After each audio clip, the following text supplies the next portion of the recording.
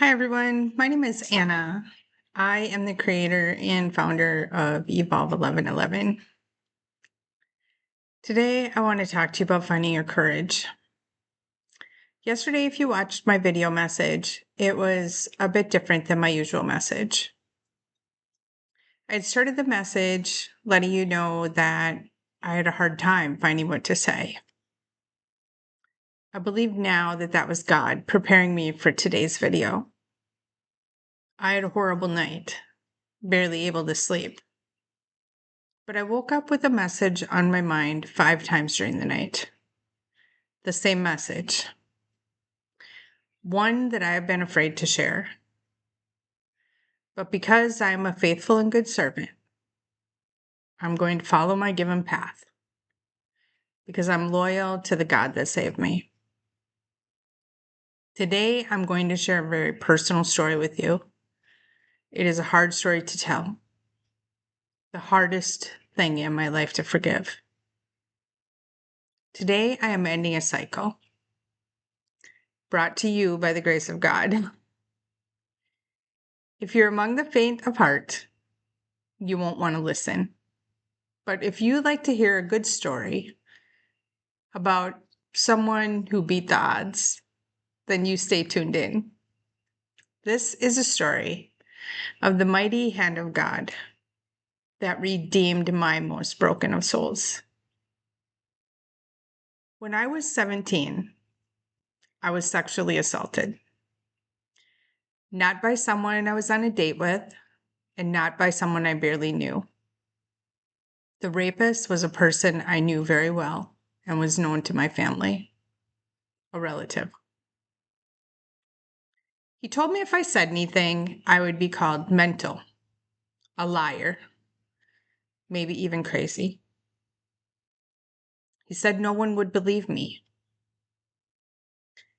You see, he was so cunning that he lived on lies. In fact, he'd become so good at them, at manipulating, that he could do it straight-faced, without emotion. I'd watched him do it so many times already. He had control and he knew it. He was in the position to humiliate me. Somehow, I got the courage to tell other family that was around me. But what happened after that was nothing short of a cover-up. My grandmother sat in the bathroom while I was asked to take a bath. While she bravely asked me, did he use anything? She knew I was being truthful, but she couldn't tell me. A couple of days later, she asked me when we were alone in the kitchen and promised to help me get home to my parents. She said she knew. She knew I was truthful, but she couldn't help me. They lied to my mother, and as promised, I was called a liar, mental, and crazy. I was told I was making up a story. I left there 4 excruciating days later and came home after a barrage of harassment and evil looks. It was my grandmother who protected me in that time against her own family. But the anguish didn't stop there. When I told my mother what had happened, as promised, I was met with the words, "Perhaps you're a liar," needy and making up a story to get attention. They had done their best to hide it, and they were successful. You see, when you're raped, it introduces you to cynicism and hate in your life. There's nothing as tragic as that. You go from not knowing what to do to believing absolutely nothing. You become angry, untrusting, vulnerable, and mistreated. Your mind, body, and soul become numb. No one helped me. And I did what most women do. I went silent about it to avoid more trauma. When I was an adult, he died. I tried to have some kind of sympathy, some kind of remorse for my mother, but I just couldn't. I hated him. I still hated him. It took all I had to tell her, I'm sorry that you lost this person. But in truth, I didn't mean any of it. In fact, I was glad he was dead. Because it meant I didn't need to ever believe he could hold that over my head again. I knew he was arriving to meet the face of God, and he would receive his judgment. By then, I had been married twice, having 2 children with my second husband and protecting them fiercely, because I knew what it felt like to not be protected. I had been able to forgive him and anyone else in my family who covered it up.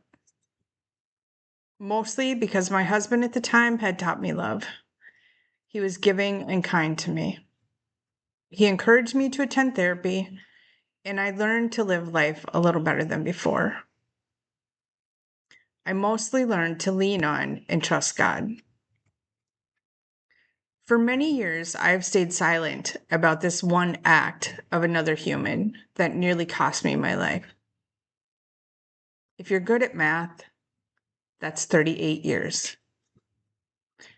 But I've now been given a special divine job, a calling. Since I began this journey, I've thought about how to tell the story. I thought about the purpose of telling it, and I know some people in my family will not want me to tell it at all. But I thought to myself, what if this is all for a greater good?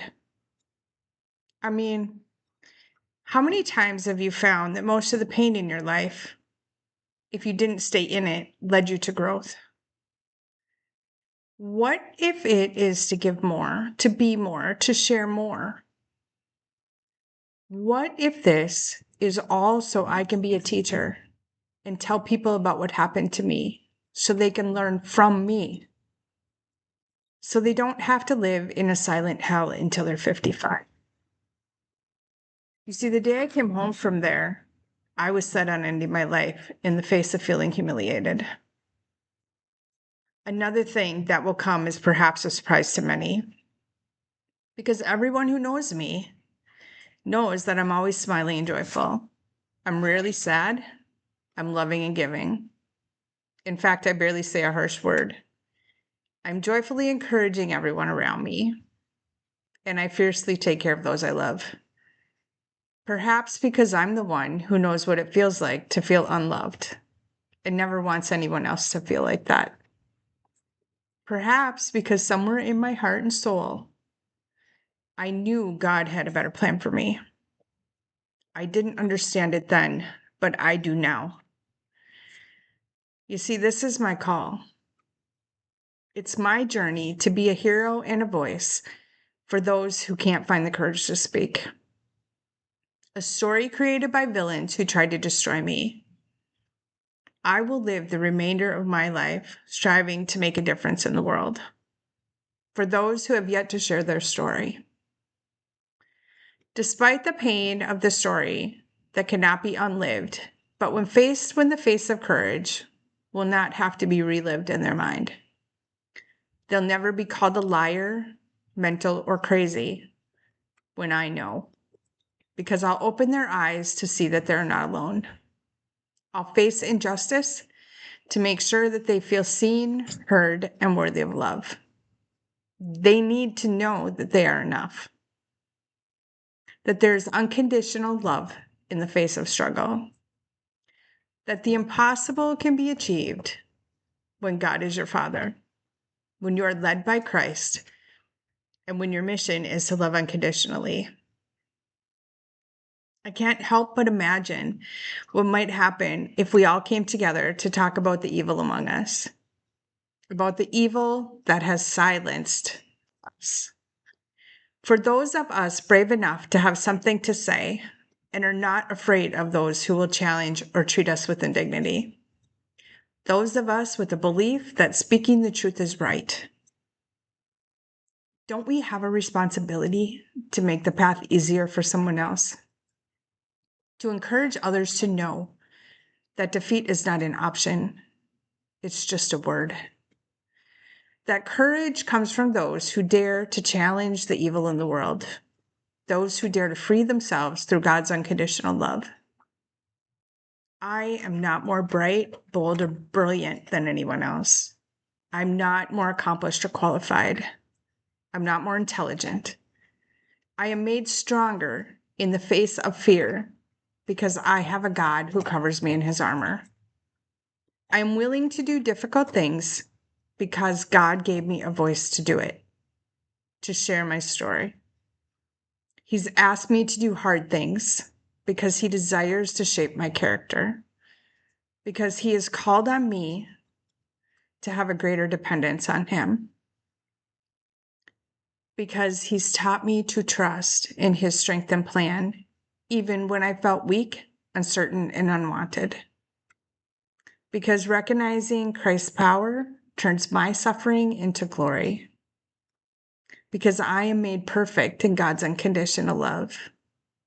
Because in him, I am grace. If this resonated with you, please visit my website at www.evolvv1111.org. Please visit my blog in the right-hand corner of the page and comment. Donations to my divine mission can be made at the bottom of the page, and thank you to those who have helped to keep the mission alive. We are also now on YouTube. Check us out there. Please like and share this post, and don't forget to visit our new Facebook page. Thank you so much, and I'll see you next time.